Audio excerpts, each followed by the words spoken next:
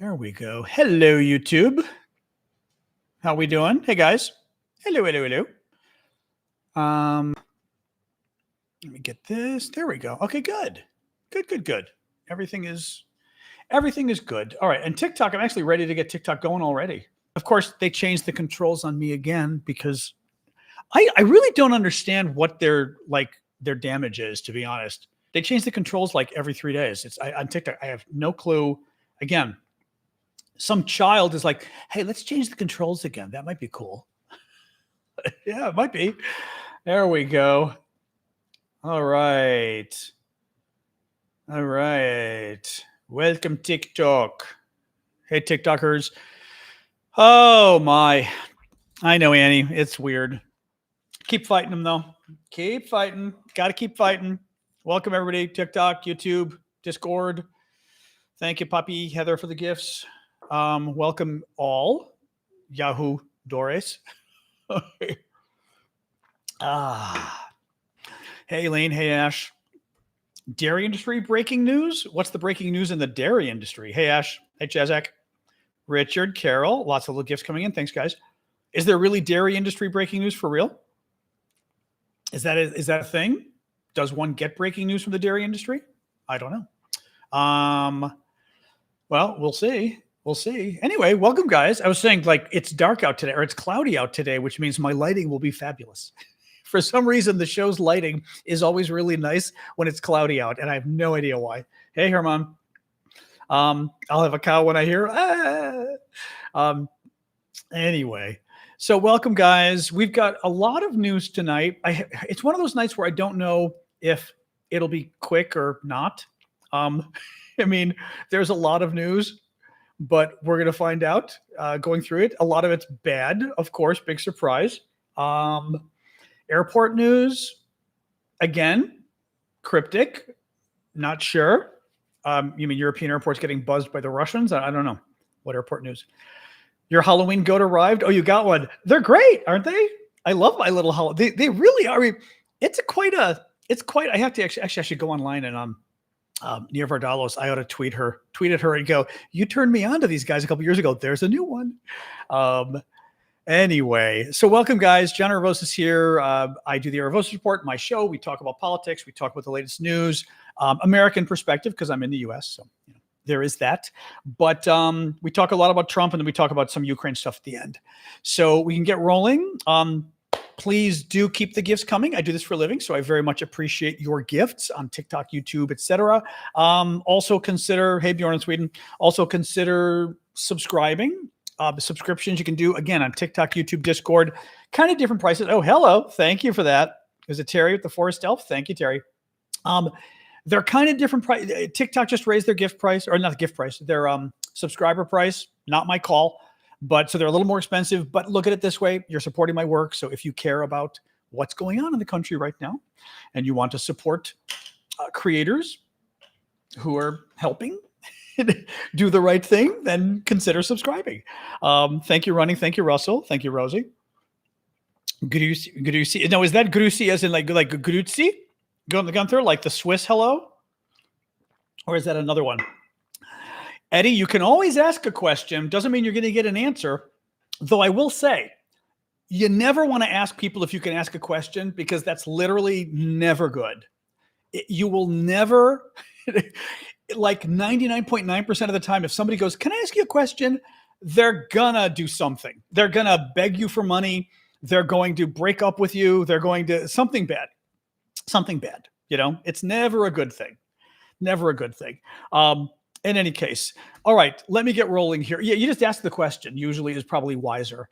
Okay, that's right. Callum's in Chicago. Callum, you're in the hellhole that is Chicago. Did you hear today? Callum is in Chicago actually tonight. So did you get to witness what Trump said yesterday? That it's worse than Afghanistan. And actually the Afghanis look at Chicago and say, oh my God. Now, I don't know whether Callum has or has not been in Afghanistan with the British military, and if he has, whether he can say. But if you have and you can say, it might be kind of fun for you to give us your opinion of Chicago right now. Chirac. He literally did yesterday. He said it was worse than Afghanistan. And the people in Afghanistan look and go, oh my God.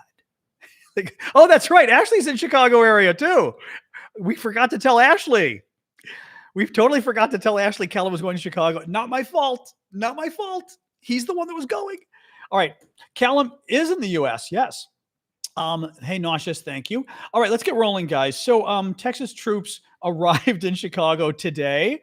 As you know, Donald Trump is increasing militarization of the U.S., invasion of various states, according to their governors.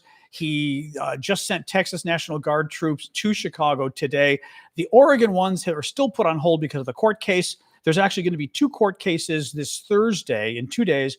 One is going to be the appeals court hearing Trump's request that they overturned the lower court that said Trump cannot send troops to Oregon temporarily. And the other case is Chicago and Illinois asking the court to stop Trump from sending these troops to Chicago because the judge wanted to have a couple days for the government and basically the government, Trump, to be able to formulate an argument in response. So we'll see. Well, Oregon, it depends where. In Oregon, the judge said Trump will probably lose the case, so she's not going to let Trump send the troops pending disposition of the case. So Trump went to the appeals court and said, no, I want to send the troops now. So he's going to the appeal court on Thursday. Oop, that shouldn't have even gotten through. How did that get through? Hold on, I have to, Callum just texted me, which was helpful because now I know that my phone is still making noises, which it shouldn't do. There we go. So that's the first one. And then the second case was the Chicagoans, the Illinoisans, saying, we don't want Trump to be sending troops from Texas or anywhere else to Illinois. And the judge said, well, I'd like a couple days for you to create your arguments, and you can argue Thursday morning with me on whether I should ban Trump from doing this. So that's where things stand. Now, can I read what you wrote, Callum? That's the big question. Can I read what you said? Okay. So Callum wrote, now I'm assuming, yes, read it. All right. Callum, okay. Callum's British military. Callum was in Afghanistan because he says it in the comments here. Chicago is now, mind you, Donald Trump. Let me read you what Trump said first. Okay. Trump said, oh, they don't know what they're doing in Chicago when it comes to crime. Probably worse than almost any city in the world. And even Taliban-ruled Afghanistan would marvel at how much crime we have in Chicago. He said that yesterday. Callum says Chicago is not like Afghanistan. Afghanistan was not like Chicago. We were dodging IEDs. IEDs were those improvised explosive devices they had buried in the ground everywhere, and you'd step on them and blow off your leg in Afghanistan. We were dodging IEDs and all sorts of shit in Afghanistan. Chicago is perfectly safe. Nowhere in Afghanistan was safe. What a dumb load of shit for him to say. Yes, that's our president. That's our president. What a surprise. What else we got? Trump, like I said, speaking from the Oval Office with the Canadian Prime Minister, who didn't have a choice, I guess, but to come to try to figure out the trade agreement, made those ridiculous comments about crime in Chicago. Chicago Police Department's official statistics show year-over-year declines in crime. Homicides are down 28% from last year and 50% from 4 years ago. Now, Chicago has a lot of shootings, a lot of gang shootings and that kind of crap, which is bad. Nobody says that's a good thing, but Trump is lying. Trump is lying about Chicago the same way he lied about Washington, D.C., because he wants to invade our cities with the military and invoke martial law, it seems. That is at least what the governors of California and Oregon, Oregon, and Illinois are saying, is that Trump is doing this. Thank you, Gene, for the gifts. That's why Trump is doing this. He's trying to invoke martial law by basically doing a slow military takeover of our cities. He's also getting Americans used to seeing troops in our cities, something that, 9/11 we did. And it was very shocking, actually, on 9/11. I mean, in the U.S., like after September 11th, I remember the first time I flew, going through the airport, and there were National Guard guys with guns, like, what looked like machine guns. I don't know what the hell they were. Callum can tell us, but they looked like machine guns, these guys in the airport. That was very scary to an American. Now, you felt good because it was 9/11 and you were kind of scared of flying. But we never in our lives had ever seen military in our airports and especially military with what looked like machine guns in the airport. I've seen that in Italy. I have never seen that in the United States. So that was a shock, but I get it for 9/11. Suggesting that, oh, there's a lot of shootings in Chicago, so let's put the military all over the streets of Chicago, just like 9/11. And Trump even invoked 9/11. Paris, I've seen it too. Trump even invoked 9/11 and said, well, George Bush did this. Yeah, George Bush did it after the World Trade Center was blown up and Al-Qaeda killed 3,000 people. That's when George Bush put National Guard on the streets because we were worried about another attack. They didn't put it because some like liberal granola kid from Oregon was yelling at the National Guard outside of the facility in Portland. That is not when you put troops on the street unless you're a huge snowflake. Anyway, really, really annoying. What do we got here? Chicago Marathon. Chicago Marathon is concerned because it's happening this weekend. 50,000 runners will be there. People will be there from how many countries does it say? It doesn't say how many countries. 1.7 million spectators, and ICE is going to be there. Whether they're going to be arresting people, whether they're going to be interfering with the marathon, who knows? If I were ICE, I would not want to interfere with 1.7 million pissed off Chicagoans personally. Donald Trump would love it though, because one of the things that's going on here too, and again, this is Donald Trump's slow motion de facto martial law that he's doing. He's trying to slowly, and this is the governors, this isn't me saying this. This is Governor Newsom. This is Governor Pritzker, Illinois, California governors. He's trying to slowly put the military on our streets so that, again, it's so slow that you don't even realize it to some degree. And all of a sudden, city after city after city after city, we've got military on the streets until the entire country has military. But then what happens? People get pissed off, like we've been seeing in Portland, like we've been seeing in Chicago. In Chicago, people are getting involved, and literally strangers on the street are getting pissed off and coming to the ICE guys and stopping them from arresting random people on the street. Right? They arrested some poor Mexican guy, and everyone got involved on the street in Chicago. And the two ICE or ICE related, we don't know if they're ICE, we don't know if they're Border Patrol, because they have masks and they don't wear uniforms and this kind of completely illegal stuff. But the guys fled because people on the street intervened. Right? That is a cool gift. Who's that from? Carrie. Thank you, Carrie. That was very cool. But what they fled, what Trump is hoping, part of the Stephen Miller, who's big White House guy for Trump, and he's the one behind all of this. He's the evil German guy who's come up with all of this. And part of the goal here is to slowly militarize our country, have a slow motion martial. And martial law means military takeover, military government. When you have martial law, the military takes over. The civilian leaders are no longer in power. Congress is no longer in power. The governor is no longer in power. The mayor is no longer in power. Military leaders are in power. And guess who's the head of the military? Donald Trump. So he literally takes over all our cities with military. And they can arrest you for free speech. They can arrest you for anything. And good luck, because then you're going to a military court. Very scary across the board. What Trump is hoping, what Stephen Miller's hoping, is that by putting these guys on the street, they piss off enough people that people do exactly what they're doing in Portland, that people do exactly what they're doing in Chicago, that they stand up to ICE, and that conflict happens. And it could be verbal conflict. It could be a fight. And by the way, the National Guard guys and all these guys working for Trump, they don't know what they're doing. These guys are totally inexperienced. We've looked at videos several days here together.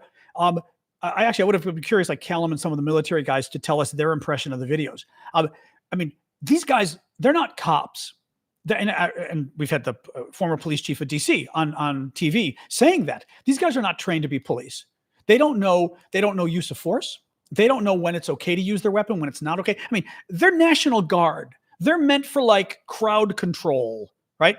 They're not really meant to do this kind of stuff. And they certainly don't know law enforcement. They don't know what to do when civilians come up and start yelling at you in Chicago.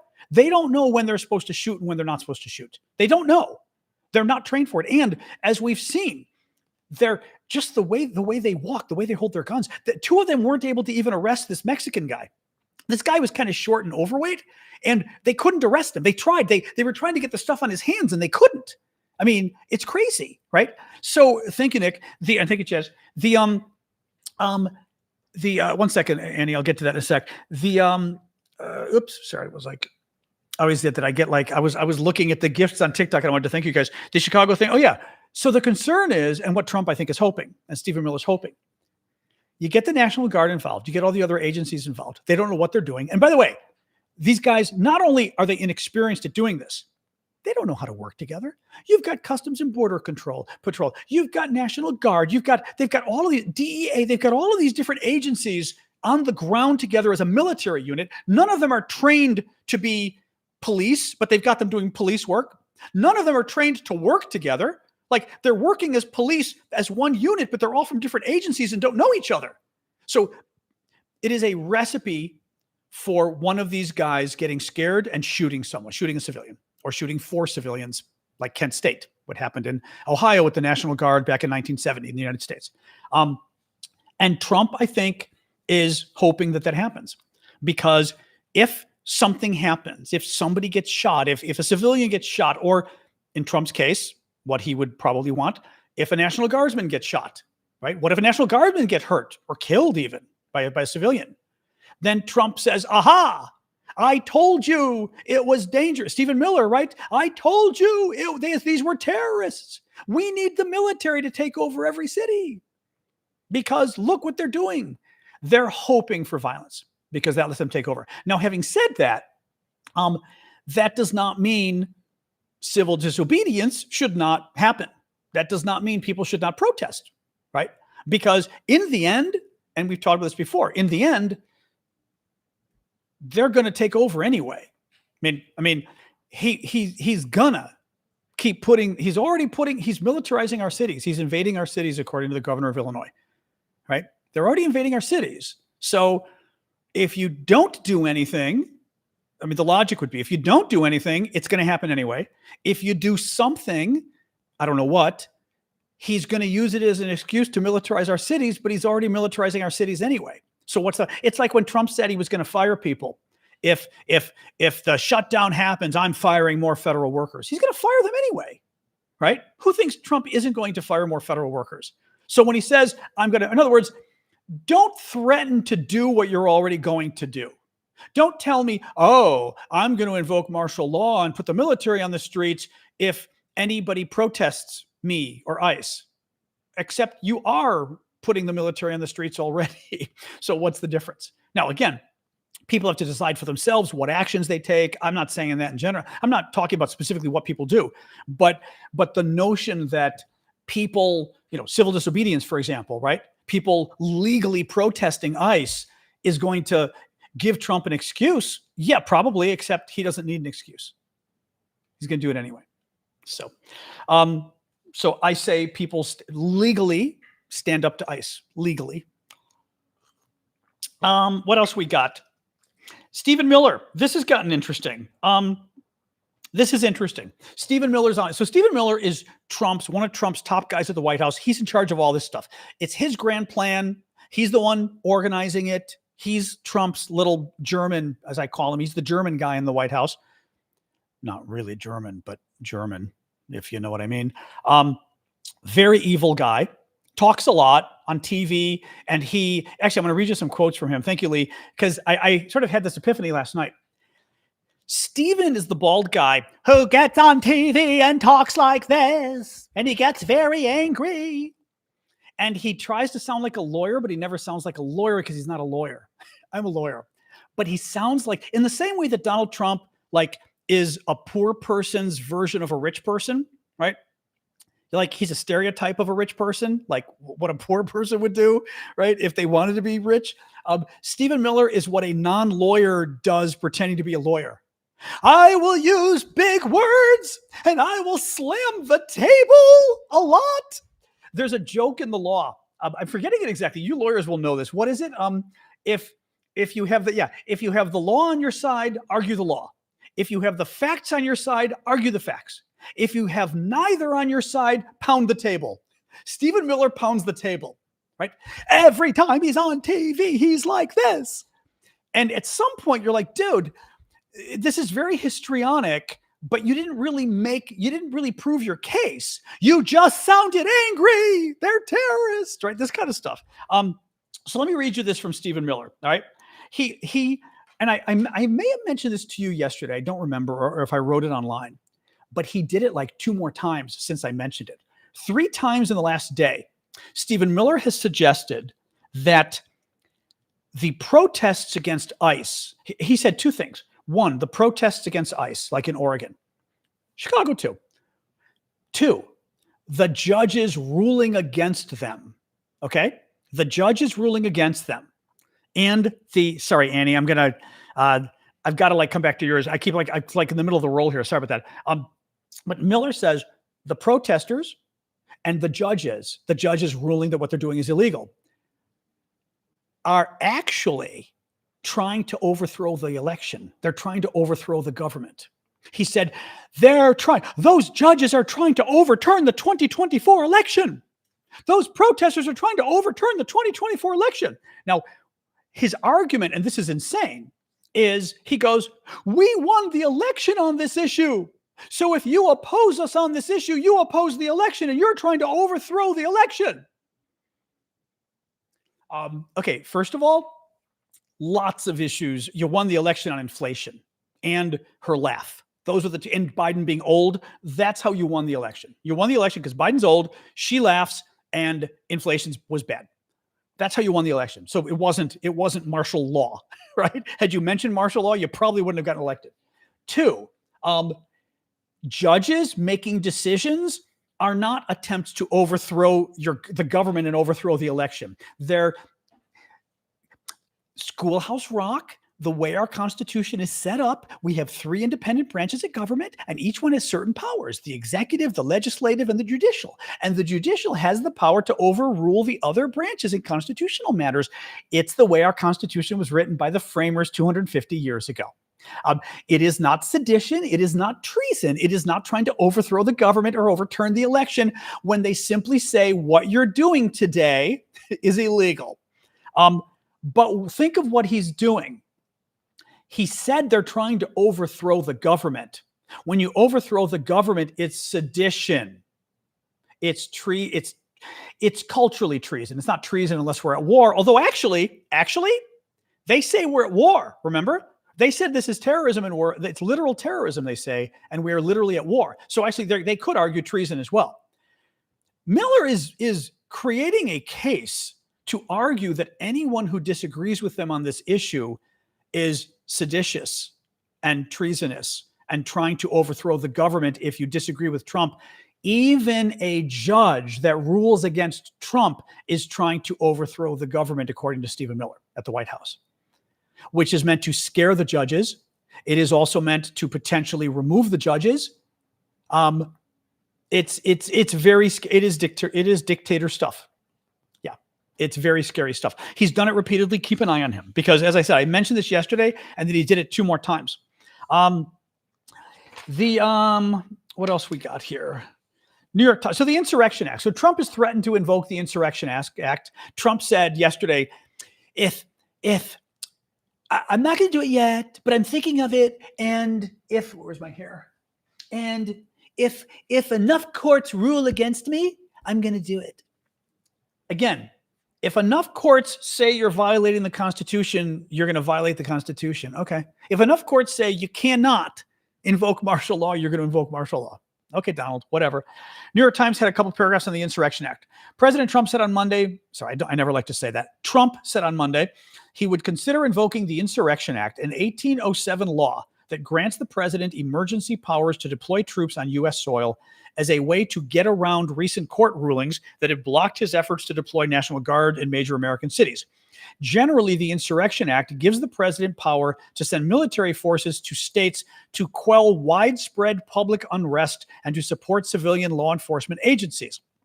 Before invoking it, the president must first call for the insurgents to disperse, according to a Congressional Research Service report. If stability is not restored, the president may then issue an executive order to deploy troops.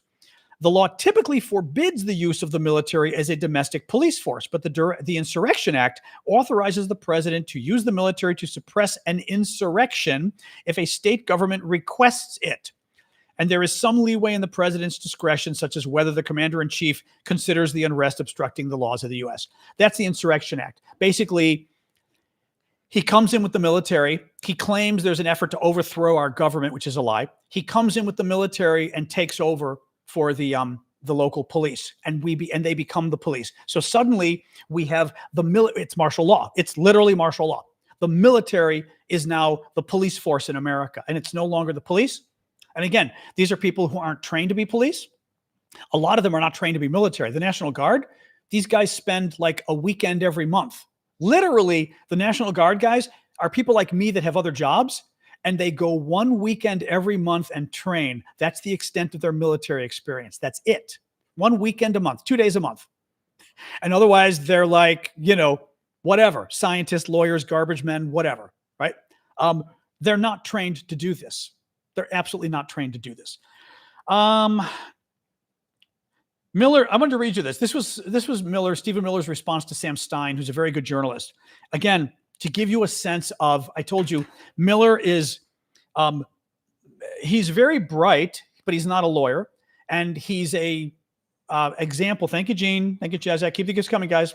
Consider subscribing to TikTok and YouTube. Actually, I'm sorry, Annie.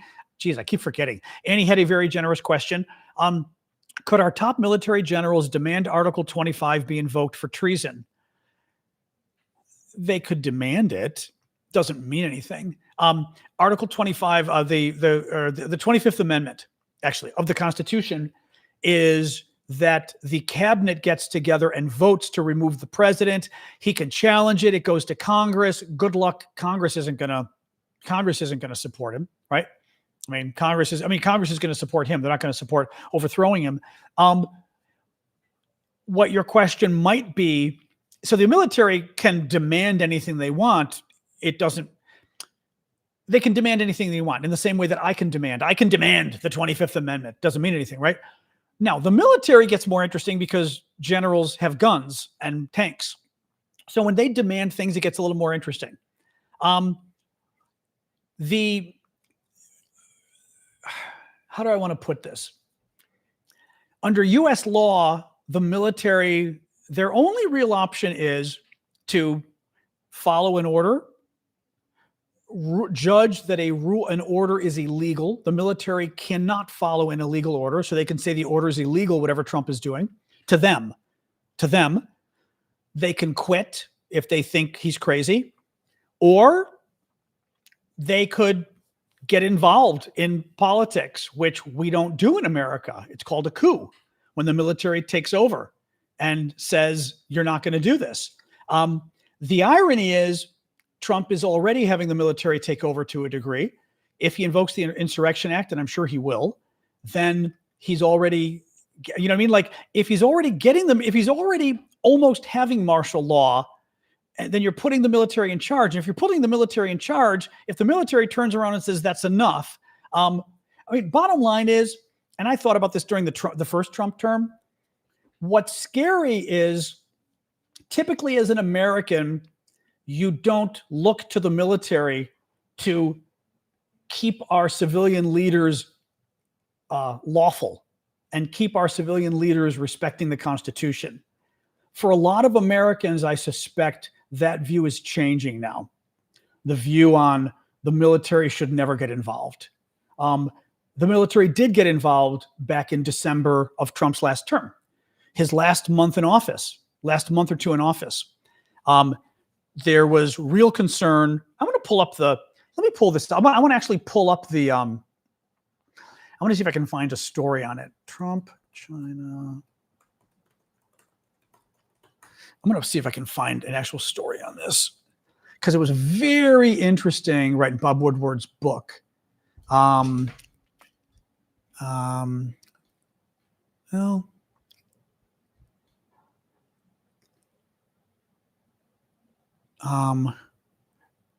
hold on a second here. This was from National Public Radio. General Milley says he was conducting the duties of his office, not circumventing presidential authority, when he spoke to his Chinese counterpart shortly before last year's election, the election of 2020, when Trump lost.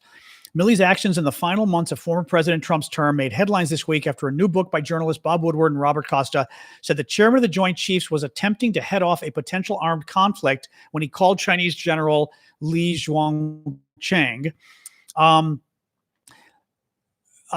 It describes Milley as being fearful Trump might spark war. Milley confirms that he spoke to Lee and other leaders, but Joint Chief said those communications were part of his normal duties. Here's how political reporter Isaac Stanley Becker, who has read the book, describes the circumstances. Okay, listen to this. Milley had reviewed intelligence suggesting that the Chinese believed the U.S. was preparing to attack, that Trump was getting ready to attack China before the election. And Milley feared a hair-trigger situation in which there could be miscalculation or a preemptive strike by China against the U.S. in an attempt to fend the attack off. At the time, there were tensions over military exercises in the South China Sea. These tensions were deepened by Trump's belligerent rhetoric towards China on the campaign trail. So Milley tried to assuage fears by saying the U.S. was stable. By the way, he called the Chinese to let them know the U.S. was stable. In other words, we didn't have a madman running the country, but the fact that we had to let them know that is interesting, and was not preparing to lash out at China. The other thing I seem to remember was, listen to this. The Pentagon also confirmed that Milley spoke to a group of U.S. officers about how to handle a potential order to deliver a nuclear attack in the wake of the January 6th chaos. So Milley was our top general, right? Decorated guy under Trump. And Milley was worried after January 6th when Trump tried to violently overthrow the government and stop the transition of power. He was afraid Trump was going to launch a nuclear attack. I mean, that's, again, people forget this. People forget how bad things got with Trump with January 6th, right? And of course, then they voted for him again. Quote, Milley was concerned about checks in the system and ensuring that there wasn't some sort of improper, illegal, or immoral action, as he put it, to senior officers. Meaning, he went to the senior officers and said, if this guy orders a nuclear attack, that could be an illegal order. And if it's an illegal order, you can't follow it. So what he does on January 8th, so it's January 8th, 2 days after the insurrection, he summons senior officers to the Pentagon to review these procedures and to tell them the president has the authority to decide on action, but there are other steps, and I also have to be made aware of that decision. So whatever happens, clue me in. And it's this remarkable scene in the book where he goes officer by officer, looks them in the eye, and asks them to affirm that they understand his directions. Now, let me clarify something. What he's really saying, I think, when I hear that, what our senior military general was saying was, if this guy orders you to nuke China, you need to call me first because we need to decide what we are going to collectively do, we, the leadership of the Pentagon, with this guy who might be unstable. That's what Milley was doing. And I will say, when I heard the book that Milley had done this, I was very glad he did it.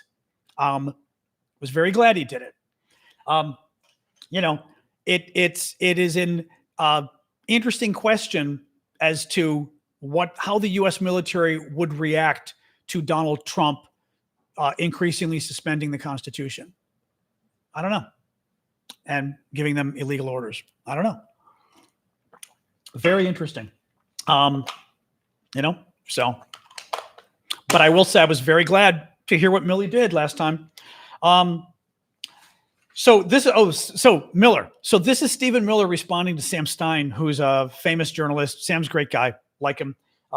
Very smart guy and very level-headed. Sam's great. Sam Stein's very smart, very level-headed guy, right?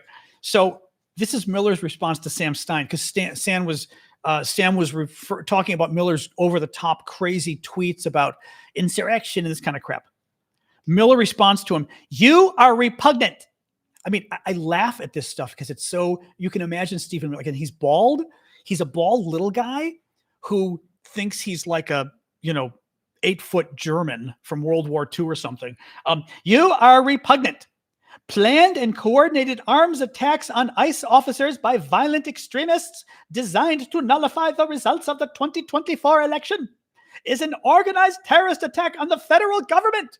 And he literally talks like, okay, he doesn't do the German accent, but he literally talks like this. He emphasizes every other word. He literally, literally, he would be like, it is a terrorist attack on the federal government. He actually sounds a little bit like what's his face from what's the Return to the Future, Back to the Future, the old doctor. There's a little bit of that going there too.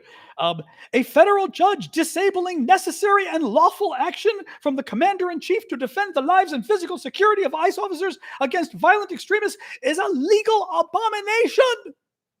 A legal abomination, he called the judge's decision. Now, what does that mean? Who the hell knows? Who knows? I mean, I literally have no idea, right? A legal abomination, because he's not a lawyer. Stephen is a bomb thrower, a verbal bomb thrower. I know I need a bald wig. I think I'm going to need a bald wig for Stephen. This is true. This is true, actually. We are going to need the wig. He's a bomb thrower who thinks he's a lawyer, but he's not a lawyer. And he likes to he cosplay as a lawyer or cosplay as a lawyer. A legal abomination. I love it. You are repugnant. But also you kind of want to go, dude, you are repugnant? What does that mean? I don't know what that means. A Dalek. You are a Dalek. That's very funny, actually. It just doesn't quite make sense. It doesn't make sense. No, a conehead head could be very funny too, actually. Stephen Miller's his own issue, Taze. Exactly. I mean, that's why I say Stephen Miller isn't just a Republican. Stephen Miller's a German. He's something else entirely. Trump is now threatening not to pay federal workers as part of Trump's revenge tour about the shutdown. He now says, I may not pay federal workers at all. Federal workers some of them have to work if they're essential. Other ones are off the job. Typically, they get their back pay because most people cannot afford to give up their paycheck for a month, right? It's not like you can afford to just give up pay. Even if you're not working, your bills are still happening, right? Right? You've still got your children's tuition or childcare or your electricity or your mortgage, right? Your bills are still there. Trump is now trying to threaten Democrats by saying, we may not pay anybody. Now, that would be in violation of the law. Big surprise. Trump likes to violate the law. As you know, he's a convicted felon 34 times over. And he likes to just break the law anyway. Interesting. I will say this. He thinks he's threatening Democrats. Not even close. Marjorie Taylor Greene, amazing thing. I would say the dam broke last night on the shutdown. Democrats are going to win this. As of today, Democrats are going to win this. I don't know after today, right? But didn't see anything about Miller about CNN. No, did not. As of today, Democrats are going to win this because last night Marjorie Taylor Greene cracked. Marjorie Taylor Greene is crazy. She's the MAGA member of Congress who, among other crazy things, talked about Jewish space lasers that in like 2018 or whenever the hell it was, she said that the reason we had forest fires in California was because Jews have lasers in space, secret lasers that they were using, and they caused the fire. I mean, it was just like, okay, sure, whatever. She's crazy. Hates Jews, clearly. But she's a big Trumper, huge Trumper. She weighs in last night and writes a very long post on Twitter that includes the following. She goes, let's just say as nicely as possible, I'm not a fan of the Affordable Care Act, of Obamacare, of the legislation. Remember, one of the Democrats' big demands is in order for them to join on funding the continuation of the government funding, blah, blah, blah, is that the Republicans have to continue funding the subsidies for Obamacare, the subsidies for the Affordable Care Act, because they expire at the end of the year and Republicans don't want to fund them. And if they don't fund them, the estimates are for some people, insurance premiums could double. I told you, my premiums are already $1,500 a month. I mean, like, it's ridiculous what people pay for insurance in this country. She says, let's just say as nicely as possible, I'm not a fan of the Affordable Care Act, but I'm going to go against everyone, meaning in the Republican Party, on this issue, because when the tax credits expire this year, my own adult children's, she doesn't speak English well. I think she means child. My own adult child's insurance premiums for 2026 are going to double. She writes in all caps. He got the notice already. He was able to go and see what he was going to pay, or her adult child, and the adult child found out that their insurance was going to double. Yeah. Mods, obviously, whoever's being troubled, just get rid of them on TikTok. My own child's insurance premiums for 2026 are going to double, along with all the wonderful families and hardworking people in my district. So her district is in trouble. No, I'm not towing the party line on this or playing loyalty games. She is demanding the Republican Party publicly come along and fund the subsidies for the Affordable Care Act, one of the Democrats' big two demands. That's huge. I think it's absolutely huge. This, first of all, it's a crack in the wall. She's saying what everybody knew, which was the majority of the people affected by this are Republican. It's mostly Republican area. Some Democratic, it affects me too, but most of the people are Republicans. Now, it's kind of funny, actually, why these Republicans did this. Basically, long story short, but part of what the Affordable Care Act did, Obamacare did, is it provided more money for Medicaid. Medicaid is the healthcare program for poor people. And Republicans refused to expand Medicaid. And basically, a lot of the people in their state went on Obamacare instead. They basically went and bought Obamacare plans because they couldn't get the Medicaid plans. So it pushed a whole bunch of Republicans on Obamacare, on the Affordable Care Act. So now the people that are most affected by the shutdown of the subsidies or the end of the subsidies are Republicans. And people like Marjorie Taylor Greene is freaking out because clearly her own son's in trouble, her daughter, but she also talked to enough people in the district that said, I voted for you. My insurance is screwed if we don't continue this. Fascinating. The other thing she did by doing this, she kind of blew up the Republican lie that the only reason Republicans were doing that, Democrats were doing this was they wanted to get money for people here illegally. It's all about giving insurance to people who are illegal, right? And we knew that was a lie anyway, because it's literally banned under U.S. law. Under U.S. law, federal money cannot go to people who are here illegally for Medicare, Medicaid, Social Security. Cannot. But Republicans are saying it because, as we now know, they're in trouble if they talk about Obamacare. And what she just did, she proved last night that what Democrats are doing, what Democrats are demanding, is affecting real people who are Americans, who were born here. Marjorie Taylor Greene's kid is an American. He's not somebody here illegally, or she's not somebody here illegally. They're an American, and they're the ones being affected. So very interesting. Anyway, this was a huge deal. This was an absolutely huge deal. One other thing Trump is doing that I think is interesting. He may be trying to blame the bad economy on Democrats. Inflation slowly getting out of control. We're worried about unemployment growing and the recession coming. Trump's tariffs are causing both inflation and recession. And also all the games he's playing with the Federal Reserve too are causing havoc with the economy. Trump said yesterday, Democrats have shut down the United States government right in the midst of one of the most successful economies, including a record stock market that our country has ever had. Right? First, he's lying and claiming we had one of the most successful economies ever. No, we didn't. Right? The unemployment is perilously weak right now. Inflation going through the roof right now, as all of us know. But he's saying, and again, Trump lies. He's a carnival barkster. He sells lies. He's trying to say, and again, the way Trump, right? Remember the lie? How good the economy was 2 months ago before the Democrats shut everything down? Look at it. What I'm getting ready for is, look at it now. We've got inflation. Look at it now. They're talking about recession coming. All of that's because of the shutdown. It was great until they came. And then Fox News and everybody goes, oh, yeah, the economy was great until Democrats shut down the government. I read that and I thought, let's see if he keeps doing it. But that's what he's doing.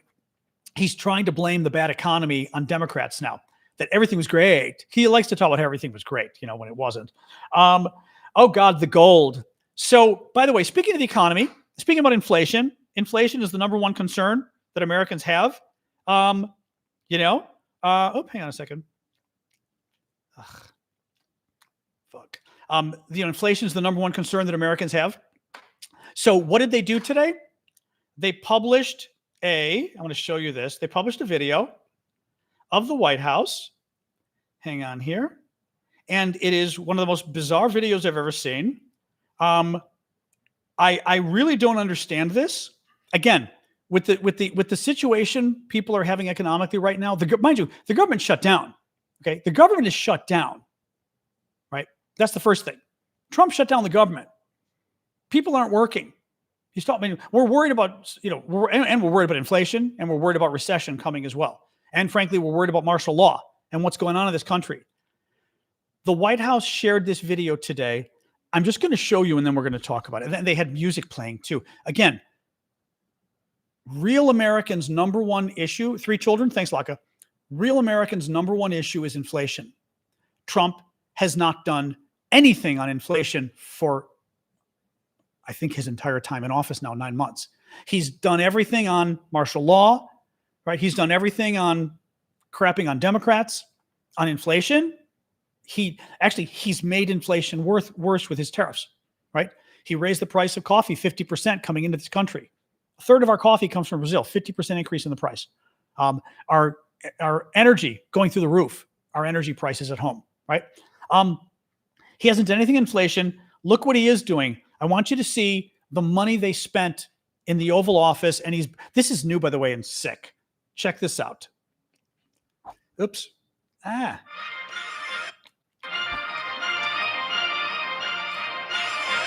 going to back up a second too, so you can actually see this.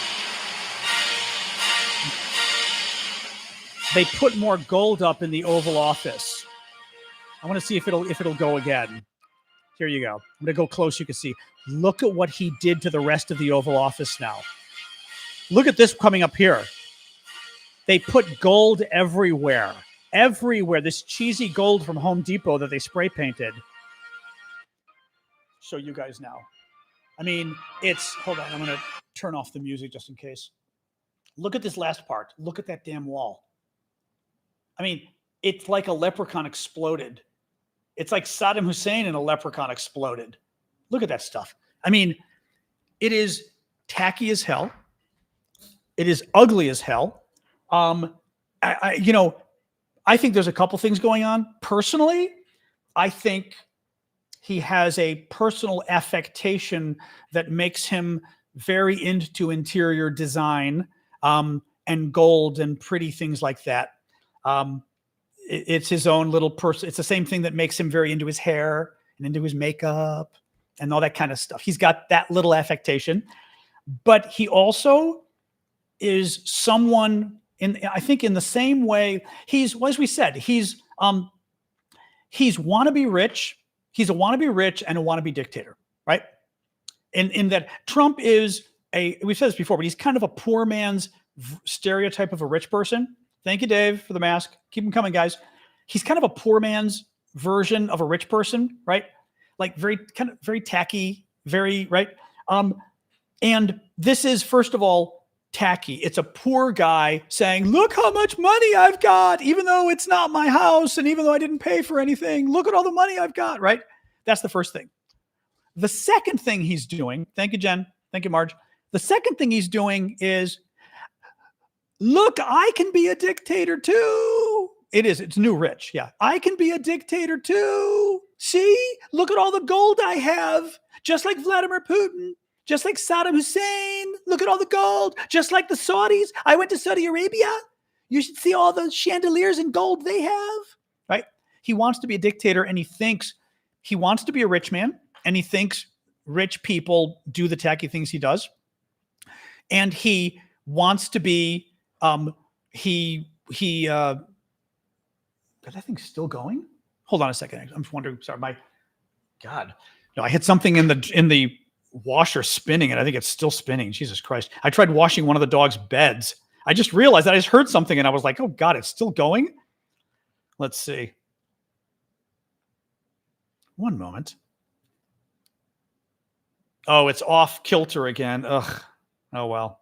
I'll remind myself afterwards. Hold on. Remind me 15 minutes to check the washer.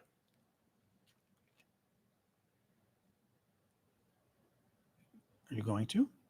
Remind me in 15 minutes to check the washer.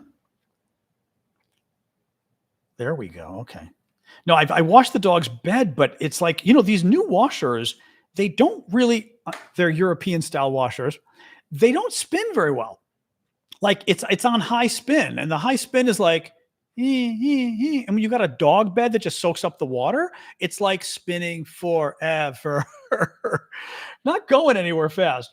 The washer's great, the dryer's good, but it isn't wringing the water out of the damn dog bed, and it's sopping wet. And I don't know what I was going to put it out. I had it outside, and now it's going to rain tonight. I'm like, are you kidding me? So I kind of screwed that one up. Anyway, what else we got here? I'm looking at other stuff here. I'm going to skip some of the other news because we've been going through sort of everything here. Institute for Study of War says it's on the spin cycle, Aaron. Duh. It's on the spin cycle. It's been going 11-minute spin cycle has been going for an hour, and it's not doing anything. It may be that it's the unbalanced load thing. Yeah, it's just not going well. Towels in with it. I can try. Okay. I don't think it just doesn't go fast. Maybe towels would help. Okay. I'll try adding some towels too. It's driving me a little crazy though. Anyway, Institute for Study of War is concerned that Russia may have struck a deal with China to help them invade Taiwan after Ukraine's over. Leaked documents detail Russian plans to equip and train a People's Liberation Army airborne battalion, which could play a significant role in an invasion of Taiwan. Former publisher of Pravda in Russia has been found dead in Moscow. He's suspected to have thrown himself from the window of his 5th floor apartment. Yeah, that has happened a lot in Moscow over the last 3 years. Today is reportedly Putin's birthday. I don't have any more Ukraine news today because honestly, with everything else going on, oh, the dryer. Yeah, I don't think it's helping the spin. That was my thought, the spin cycle. That's it for the news. We'll hang and talk. I didn't want to keep going. There was other news, but I'm not going to, it's too much. I don't want to keep going. So that's all right. But yeah, it's just, I think I'm going to take the spin out and put it in the shower, and it's going to sit for a day. And then maybe tomorrow, if I'm lucky for the dog's bed, maybe it won't rain. God, I hope it's not going to rain tomorrow. Starting at noon, it's not raining anymore. That's good. Okay, then we can do that. We can do that then. All right. Yes, it just is. I mean, again, the old American dryers are like, yeah. The American dryers are like, woo, woo, woo. Actually, I can ask Ray, my neighbor. I may do that if he's got a regular American dryer. He may, and Ray owes me. I take care of his cats. So, you think towels will help in the dryer?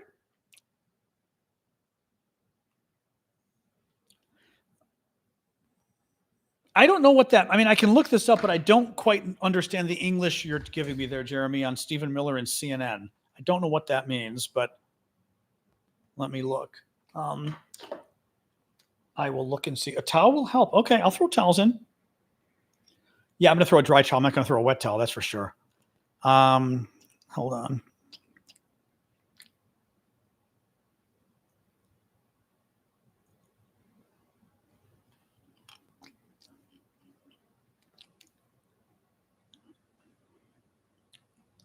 I mean,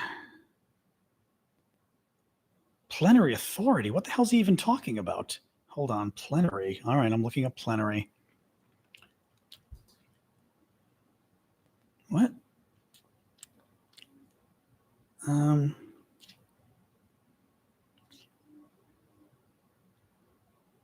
Plenary authority. What the hell is he talking about? Let me see here.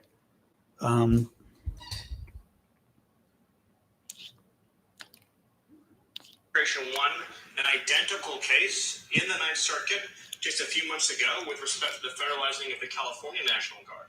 Under Title 10 of the U.S. Code, the president has plenary authority. And then he caught himself. Stephen? Why did he? Hey, Stephen, can you hear me? Oh, that's weird. It seemed, Stephen, I apologize. It seems like we're having a technical issue. That's weird. What the hell was that? That was weird. He just stops talking. Now, Jessica Yellen, who's very good. Jessica's a former CNN journalist, ABC too. Trump advisor Stephen Miller seemed to glitch when he asserted that the administration has plenary authority over cities. Plenary authority is power that is wide-ranging, broadly construed, and often limitless for all practical purposes. He's saying this the same time Trump keeps hinting at using the Insurrection Act. What do you imagine they're planning? What she's suggesting is it's almost like he admitted something. This is weird. Jessica's a big deal. Get back to you after. I would note the administration won an identical case in the Ninth Circuit just a few months ago with respect to the federalizing of the California National Guard. Under Title 10 of the U.S. Code, the president has plenary authority. Look at him. He just like, Stephen? I mean, I don't know what he just, let's do this again. Hold on. I want to like zoom in on him. This is very weird. Just a few months ago with respect to the federalizing of there the we go. California National Guard. Under Title 10 of the U.S. Code, the president has plenary authority. He's still there. Stephen? The camera didn't stop. Stephen? Now I want to look Hey, and make sure Stephen, the can you hear me? camera is moving. The camera's moving. It seemed, Stephen, I apologize. It seems Hold like on. we're The having camera, I think, is moving. There was no glitch. a issue. There was no glitch. Where is it? Oh, shit. Come on.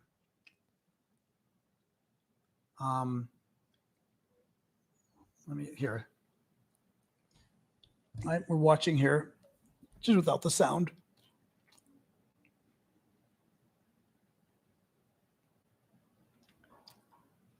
Plenary authority, and he stops.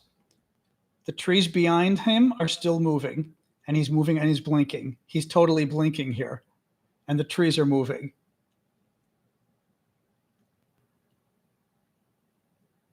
Now, the only thing I can figure is did something happen that he heard something in his ear that like the connection was lost and somebody said in his ear, oh, we lost the connection? That's the only thing that could have done it. That's the only thing that could have, I mean, well, it's not the only thing. The only benign thing could be the connection cut and somebody in his ear said, oh, we lost it. It's a little weird. It almost sounds like he said it does sound like he said the quiet part out loud. Yeah. Like he basically said, we have the power to take over everything. Let's ask ChatGPT this one.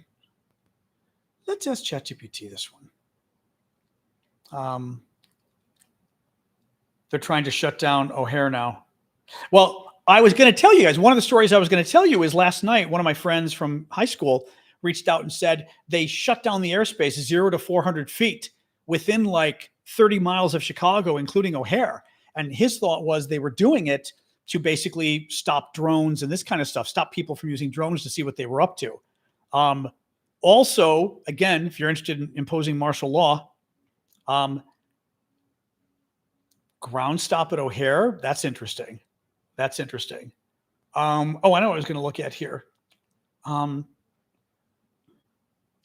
What does it mean when you argue that the president of the United States has plenary authority over the cities and states? Let's ask ChatGPT.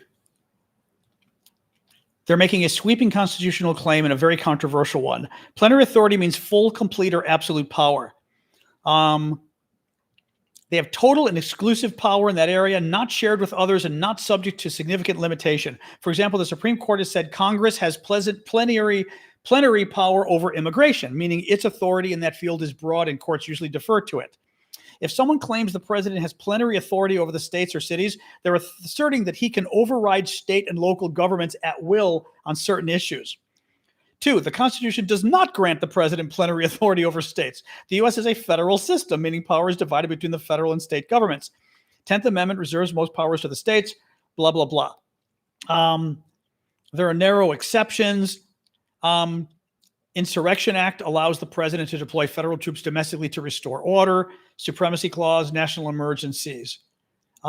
Why the claim is dangerous. When politicians or lawyers argue that the president has plenary authority over cities and states, they're often trying to expand executive power beyond its constitutional bounds. For example, to justify federalizing local law enforcement without state consent, overriding state, directing state elections, or interfering with vote counting. Oh, isn't that interesting? We were asking Governor Newsom of California, said he was worried the Trump people would try to call off the 2028 presidential election. And we were wondering, like, well, how would Trump do that? How would he get involved in a federal election that's run by the states when the states do it on their own? ChatGPT said one of the things you could do if you claimed plenary power was you could direct state elections or interfere with vote counting, because you would take over the state elections and now Donald Trump would be in charge of the elections and Stephen Miller would in your state instead of state officials. Yeah. That's nice. In short, saying the president has plenary authority over states and cities is essentially claiming he has absolute power to command them. That's not how the Constitution works. Yeah. Well, okay. Glad you brought it up, people on TikTok. That's not scary. That's not scary. Right. It looks like he glitched because he told the truth and he told a little too early what they were planning on arguing when they grabbed power. Wow. That was kind of freaky. Yeah, that's not scary. That's not scary. Wow. Okay. I thought you were trolling when you said, look up Stephen Miller in plenary. I'm like, come on. That was a little weird. That was definitely a little weird.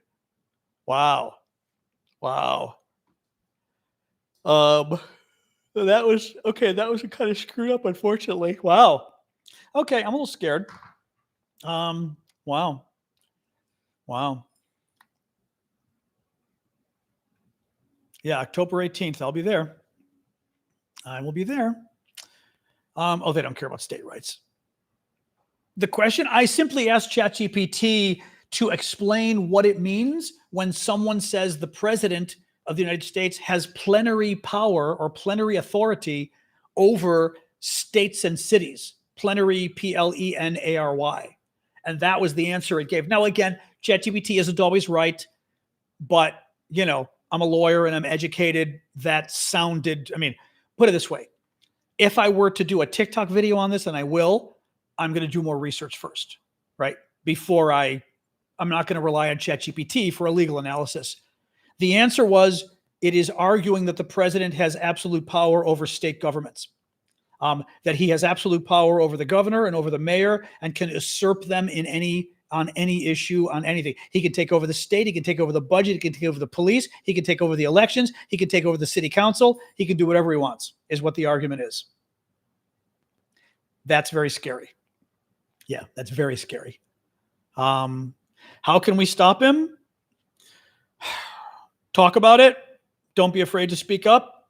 Join groups. Show up. October 18th, people are going to be out on the streets. Join them. You know, for starters, I think that's the first thing to do. That's the absolute first thing to do. What is it? 11 days away. General strike, maybe. We don't tend to do that in America, but I think we might have to, but we don't tend to do that. We don't really, I don't know whether we've ever had such things like shutting down the country economically. I don't know that we've ever done that. Wow. Very scary stuff. Yeah. And again, Stephen Miller just argued basically that they can shut down the election, that they can take over the election. They can take over the vote count. I mean, how is it possible for a president to get impeached? For a president to be impeached, hold on, dog wants more water. One moment.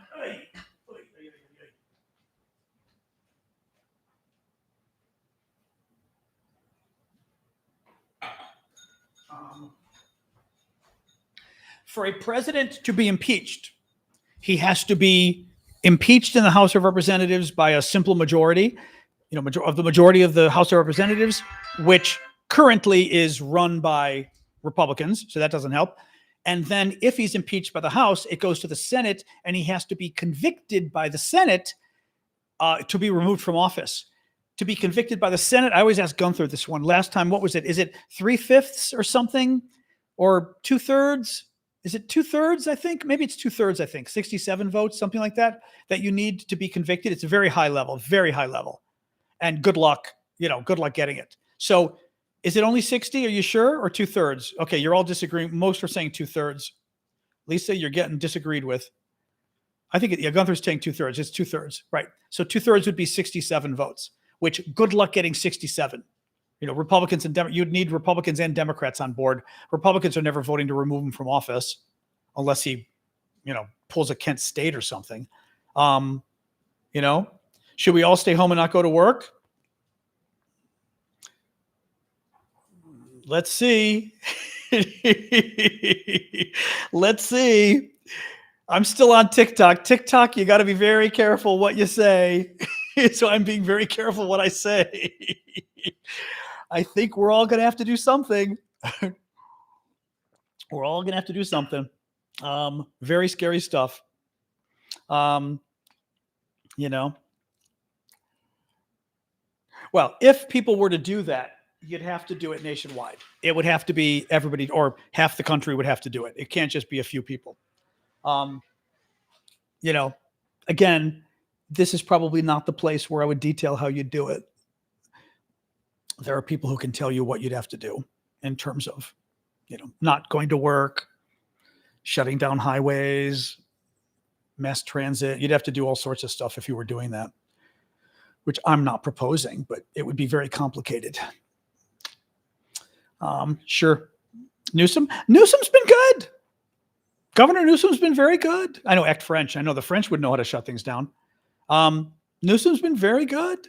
He's the Democrat we've wanted, now right now. He's the right Democrat for the right time. I'll say that.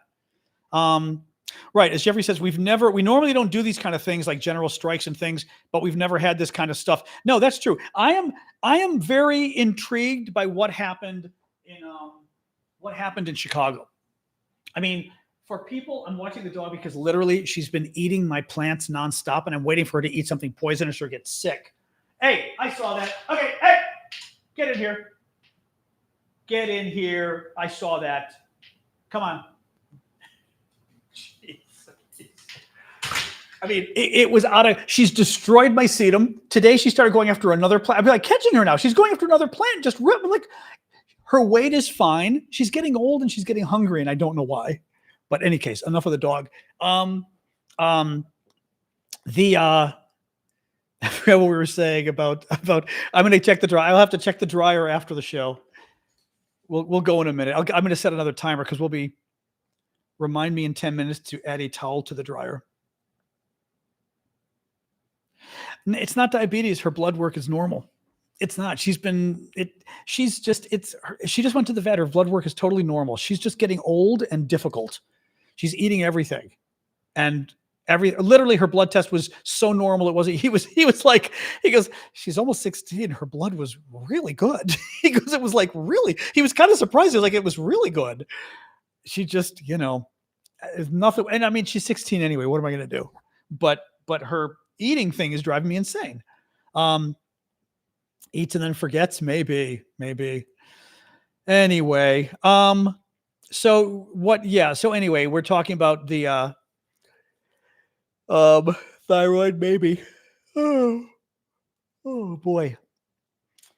I'm not going to feed her. No, she's already the perfect weight. If I feed her, she's going to get fat and then diabetes and everything else. No. So anyway, yes, that's what's up with Trump and all of that. Yeah, she's not acting like she has dementia yet. She's having a little bit of like a little bit of difficulty hearing for sure. I think her vision is a little less good. She's not acting dementia-y yet, but she's acting old and a little like, what do you do? Doggy yoga, exactly. Oh, right, that we never do things like this. Yeah. Oh, as I was going to say, no, we were told that we never. Jeffrey said we never like Americans tend not to turn out in the streets, and we just don't. I mean, we do, but we don't. We did when Trump first got elected, right? But we don't shut down the country. We don't. It's not France. You don't set trucks on fire. That's not the American way. It's not our culture to do that. What gave me hope was Chicago. Watching those people, watching total strangers step up and intervene to make ICE let that guy go. And they were total strangers. I don't think these guys knew him. Every car going by was beeping and yelling at them. These were strangers, and strangers got pissed off and got involved. Now,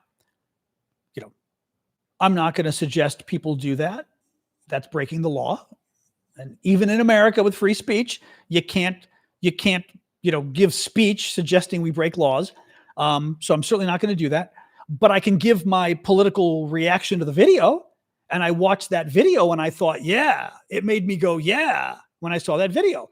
Thank you, CFL Tom. Keep the gifts coming, guys.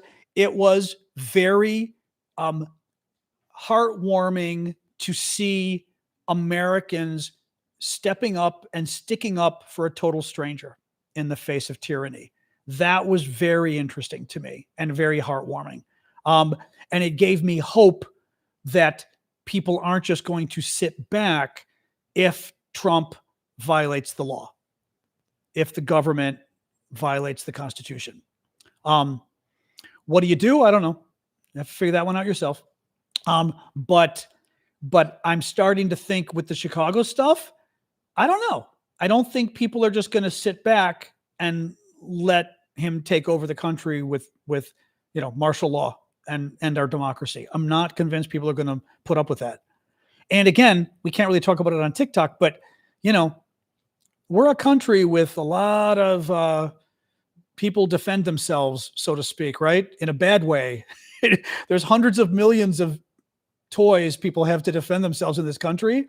It's up until now, I've not been a big fan of that fact. But if you were a tyrannical government, that's something you've got to consider. There's a lot of people that are armed, a lot of people.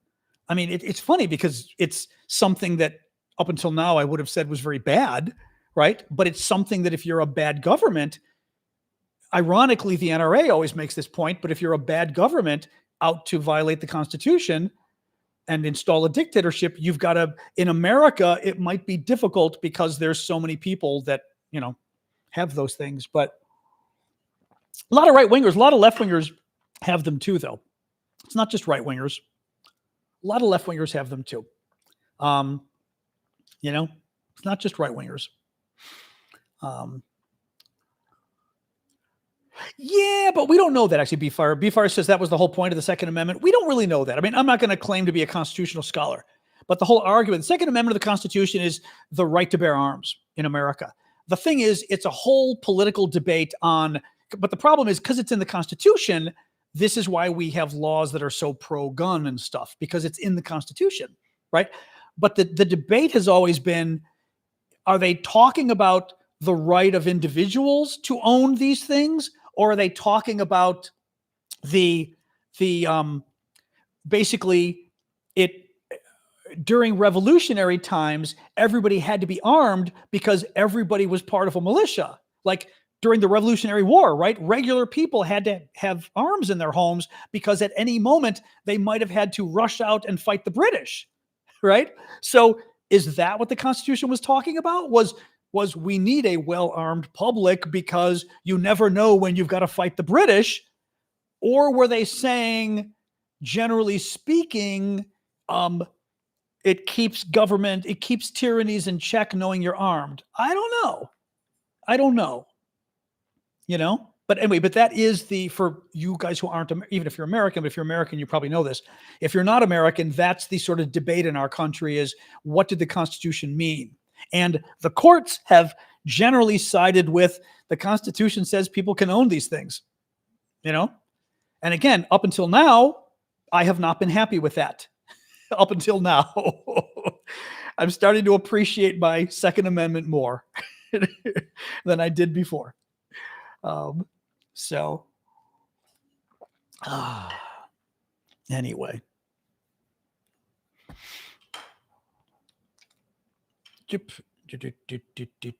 Yes, let's not do that. Oop, my nose is itching. Sorry, my nose is itching here. You got it. Yeah, I was saying the same thing, Poppy. I just muted him too, I think. Yeah. Not cool. We don't say people should not make threats, and threats of violence are not acceptable for anybody at all. So don't do that in our discussions here. No promoting law breaking and no threats of violence. Well, threats in general, but threats of violence especially. Yeah, because Arden gets into another. I mean, I don't want to get too much into this, but yeah, it's a whole other thing. As a Muslim, should I be worried about my rights regarding the First Amendment in these times? Depends. Are you American? First of all. Second of all, even if you are American, yes. Okay, yes, you're American. Yes, I'd be worried. I told you guys, I did a video. Actually, I told you guys about it. I did a video this the other day. I was talking to a Latino friend born and raised in California. He's American. He even talks California, which makes me funny. He's American. I mean, lots of people are American that are immigrants, right? But he's American, right? He's Latino. And he said to me when he was leaving, he said, I'm kind of scared. I don't understand. Like, he goes, I don't know what to do. He said, I'm a little, and he's dark. Like, he's Mexican and clearly Indian or whatever. I don't even, Indio, whatever I don't know what we say anymore for Mexico, but, native Mexican, so to speak, right? He looks, Aztec, that kind of stuff, whichever Indian group. And he's darker. He looks Mexican, and he's afraid he's going to get stopped. And he asked me, and he goes, what am I supposed to do? Well, he goes, I don't have documentation. He goes, I don't have documentation that I'm a citizen. He goes, do I have to carry my passport with me? He goes, I don't know what to do. And I told him, I said, you need to take a picture of your passport and have it and print it out and put it in your wallet, and take a picture of your passport and save it on your phone. Do both. I said, absolutely. I said, unfortunately, absolutely positive. Now, one thing Zerpachi just mentioned, others were saying that I didn't even know existed. We apparently have passport cards now. Real ID is not sufficient, Rosalind. They have passport cards now that you can get your passport on a little credit card for your phone, for your wallet. They cost extra. You've got to apply. You've got to give your photos, but there's something you can use. Now, isn't that unfortunate that we have to discuss ways? This is the whole thing Republicans claimed they were worried about. They didn't want to have a national ID because we're not Germany, was the discussion, right? In America, you don't have to have ID. You're not required to have ID. Like in a lot of countries you are. You're not here. And there's certainly no national ID. I mean, a lot of us have our license with us anyway. Like, I use my driver's license as an ID. I don't have a car, but I keep a driver's license. That's our ID, but it's by state. Each state does it on its own. So the idea, as Carol just said, it's disturbing even talking about it. The idea that we even have to talk about having a national ID and using our passport and having a passport photo, that's not normal in America. That's not normal. And as I said, that I've got a Latino friend who was born, and I say born here because honestly, any American, it's bad enough. But I do think culturally, there's even something weirder about being born here and having somebody question you. Like, okay, if you're an immigrant, they hear your accent and they wonder, again, it's rude, but at least I understand why they're wondering, even though it's rude, right? But when you're born here, at least as Americans, we are brought up exactly what Tom just said. We are brought up where nobody asks you for your papers in America. It is not done, right? You don't do that here. And that's what we're talking about doing. It's really weird. It's really weird. Yeah. And again, don't stand for it. Don't stand for it. Speak out, and whatever else legally you have to do, speak out and don't stand for it. We're going to have Ruth Ben-Ghiat on soon. And Ruth will, I'm sure that's what one of the things she'll tell you is, they like what Tom Snyder says about don't obey in advance? I forget the expression they use, but basically meaning don't just go along with it. Like, don't just, like, you're afraid of them, so you're not going to speak out. You know what I mean? Speak out. You've got to stand up to them. Again, do it legally, but don't obey in advance. Thank you, Ash. That's the expression. Don't obey in advance. Well, lawsuits might matter, though. Lawsuits might matter. I mean, the Supreme Court sucks, but even the Supreme Court, you never know. They might come along if Trump goes too far, they might come along.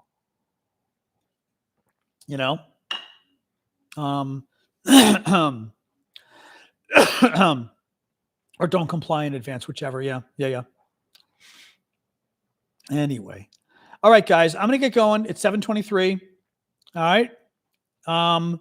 Yeah, we'll have more to talk about. You know what I need to do? I need to, maybe my Substack. I'll write some of this, because I do think YouTube might be okay. TikTok, not okay to talk about what do you do. Even the legal stuff. Because in America, you're not allowed to promote illegal things.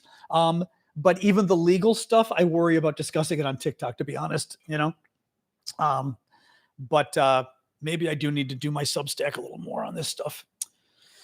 But I'm not sure. I mean, I'm not even sure entirely either, other than we've got to keep talking out. We've got to keep speaking out.